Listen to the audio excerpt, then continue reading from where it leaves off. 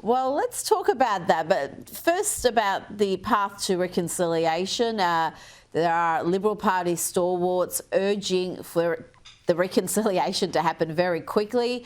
Former Prime Minister John Howard is one of those stalwarts. He told the Australian Financial Review, "My advice is to reform as soon as possible and resolve their policy differences within the framework of a coalition. If they are separated for too long, they will increase their differences and make resolution more difficult." But that is looking unlikely amid suggestions that David Littleproud and Sussan Ley do not like each other. The Australian reports Sussan Ley intends not to reform a coalition with David Littleproud's Nationals before the 2028 election.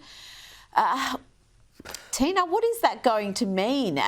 Would an extended period of a split that lasts 3 years, perhaps beyond, see these two parties become too dramatically different, see the Nationals really go back to their roots and see the Liberals become some sort of teal alternative, which is not going to be appealing to the bulk of the country? No, if the Liberals go down the teal track, it's going to be disaster. You know, they'll be non-existent. Look, maybe if these two leaders, who I really think they don't get on, perhaps there may be a change in leadership for both parties to resolve this issue. I mean, who knows? But clearly, common sense and anyone with a half a brain knows that the coalition has to exist with, as I said, any hope to form government. But very, very stubborn. But honestly, the left of the party cannot, the left of the Liberal Party cannot take over, or will be doomed. So I say, you know, good on the Nats, and hopefully there's enough people in the Liberal Party that will look after their Conservative base. Prue, can you see that happening, leadership changes at both parties? If you did have a Matt Canavan-led Nationals and a Angus Taylor-led Liberal Party, you can see that reconciliation happening quite easily and hopefully walking away from policies like net zero and giving Australians a real choice in an election, not just being shadows of or echoes of Labor. Well, I certainly think Matt Canavan is the man for the job. My jury's out on Angus Taylor because, while he's no doubt very bright, he's not great at prosecuting an argument. So he's, you know, and I like Ted O'Brien, although, you know, he is a moderate, which worries me, but I thought he was very impressive during the nuclear debate. But, you know, he's yet to be proven. I mean, if he's going to be, you know, one of those, you know, even a hidden woke moderate within the ranks, then that wouldn't work. So I believe it's going to mean that they will have to have a change of leadership, and I think that Littleproud and Ley are probably dead people walking. The other death knell, Rita, for Sussan Ley would be if she introduces quotas. Now, I was wildly misreported in a newspaper at the weekend saying I supported quotas with nothing further than the truth, absolute rubbish. But if she attempts to introduce quotas, I'll be one of the first women to walk away from the Liberal Party myself and join the Nats. Good on you. Oh, she can't go down that road, surely. But can you see, Tina? I know, and it's again, she's got a history of flip-flopping on just about every issue, so God knows where she's going to land. But if there isn't a reconciliation here, Tina, can you see the Nationals running candidates in her seat? Can you see the Nationals unseating possibly the opposition leader in an election? Look, it'll depend on their fundraising capabilities. And as I said, the people that have contacted me are offering, former Liberal donors, offering to support Matt Canavan and the Nationals. I'm quite alarmed at. If they have the budget to do it, they will run in those seats. They will run in as many seats as possible. And like I said, I mean, Sussan Ley's seat was formerly a national seat. It's only the coalition deal that no National ever, you know, ran in her seat that Sussan Ley's there. So she knows herself that the Nationals would absolutely take over her seat, and Angus Taylor as well.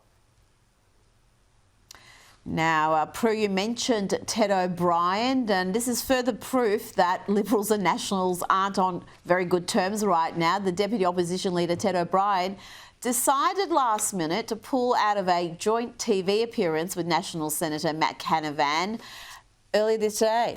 We asked Deputy Liberal Leader Ted O'Brien on the show last night and he agreed. This morning, out of courtesy, we told him Matt Canavan was coming on too. All seemed okay. And then 20 minutes ago, his team rang saying he won't come on with Canavan. I mean, you can't make it up. It's like MAFS, the Canberra edition. Matt Canavan is in the house though. Matty, good morning to you. Nice to see you this morning. Good morning, Carl. How are you, mate? How did you sleep last night? Oh, not bad, mate. Did Carl Stefanovic compare that to an edition of MAFS? Tina, what was that about? Why would he refuse to appear on a program with Matt Canavan? Oh, well, Carl's implying there's some lover's tiff, some breakup. I think, look, Matt is a star performer.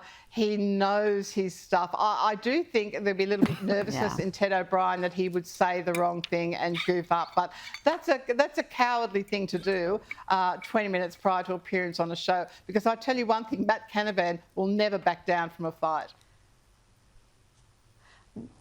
No, he would be appearing on a program with anybody from Sarah Hanson-Young to Ted O'Brien. Bizarre.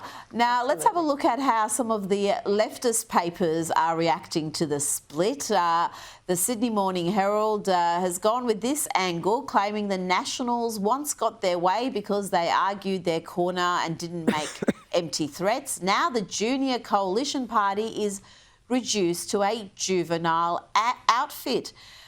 That seems a bit harsh, Prue, given that they did pretty well at the recent election. It was the Liberals who failed comprehensively. The Nationals seem to know who they are a lot more than the Liberals, who have got this identity crisis at the moment. Look, Rita, the credibility of these media outlets has just gone down the toilet. When you look at of course they're going to, blame the Nats and take that stance because they've all got agendas now. Most journalists have agendas who are writing for these lefty papers. Tina, you could have a situation where, the gap between the parties is enormous now with the number of seats they hold. So you could have the Nationals holding more seats and being the official opposition party compared to the Liberals. I mean, that is not beyond the realms of possibility. No, not at all. I mean, you've only got to look at Nigel Farage, what he's done. And I think the Nationals have been following that closely as well, and I think has given them the confidence to really dig in their heels and stand on their principles and realise that they can win over because, as you said, they performed very well in the federal election. I have no doubt they're eyeing off a number of seats they can pick up and doing their numbers closely. And I think the lefties in the Liberal Party have to acknowledge this and be very careful of the direction they take, Rita. Now, moving on to other issues, the ABC is failing to walk the talk when it comes to gender equality. You see there's a Workplace Gender Equality Agency data released today, and it shows that the ABC has a median gender pay gap of 9.8%, favouring men. However, the same agency revealed last year that Sky News Australia does not have a gender pay gap. In fact, the women here are paid slightly more than men on average, just 1% more. Prue, looks like the ABC perhaps needs to launch an investigation into the ABC. Well, on this and many other things, Rita, but they can't even define what a woman is. So how do they know, what the disparity is? I mean, maybe they're just deluded by it all. I just find it amusing that the one organisation that they hate most, Sky, is leading the way. They're just... they're hypocrites, they're bedwetters, they're pathetic. We know that. And the quicker they can become could we cut see, loose. Tina, could we see a policy shift from the coalition, if it becomes the coalition again? Certainly you would expect hopefully the Nationals to take a stronger line against the public broadcaster, because we've seen the Liberals in power and they've done nothing to curb the ABC's activism or even hold them accountable for not living up to their own rules. I mean, they're the ones who are pushing this gender wage gap nonsense constantly, but they don't practice it themselves. Yeah, look, we wasted a lot of years in power not doing a thing. I mean, Tony Abbott once one thing where no minister was allowed to appear on the ABC, but, you know, you need to hit them where it hurts. It's just ridiculous. I do think for the coalition form government, we do need to slash that ABC budget. No one watches it. It's of no use, not even the regional areas, where most regional areas would much prefer, and the studies show Sky is much more popular in the regional areas now than the ABC, so they serve no purpose anywhere. Make them subscription television. That's right, yeah. That's it. If you want to view it, you pay for it, like you do with Sky News and many other options. Now, a new Salvation Army survey has revealed some shocking data of the. This was a survey of vulnerable South Australians, and more than half of those surveyed said they are skipping meals, while nearly a quarter eating expired or spoiled food in order to make ends meet. 56% said they were skipping meals so their children could eat. And Tina, shockingly, pensioners are talking about opting for cat food or dog food because that's the only way they're going to get any sort of nutrition. I mean, this is just shocking to read about in a first world country. It's terrible, Rita. It really saddens my heart, but it's no surprise. And this isn't just a recent thing. This has been happening for a few years now. Where I live in Sydney, across the road in the park, and it breaks my heart every time, and I will make the effort this evening. There's a woman living in a tent, an elderly woman, and I thought maybe it was just a one or two night. I've been told she's been there for weeks. So this is really, really shocking. There are more and more homeless people when you walk up George Street around Circular Quay.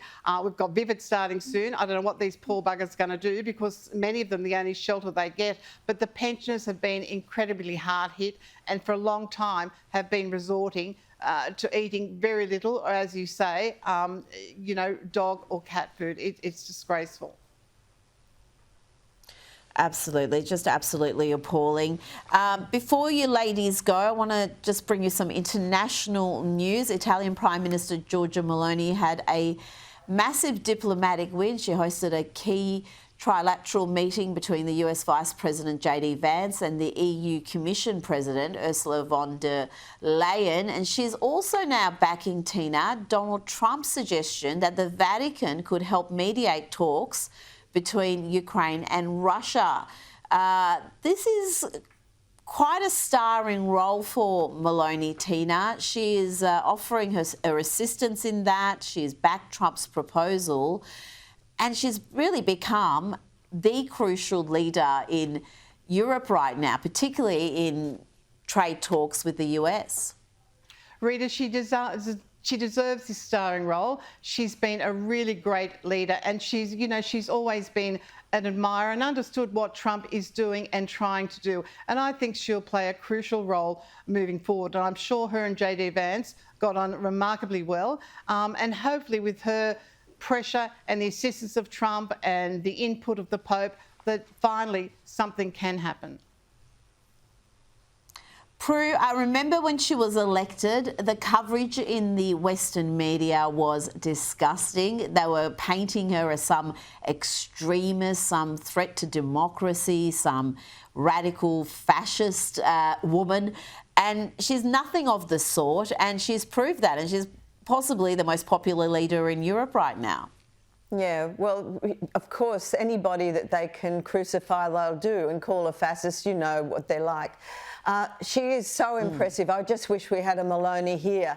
We need someone to come in and kick some ass, have balls and backbone and understand that most people, really, thinking people, she would represent. And Sussan Lee, the Liberals need to understand that this is what resonates with people, not this kind of woke nonsense.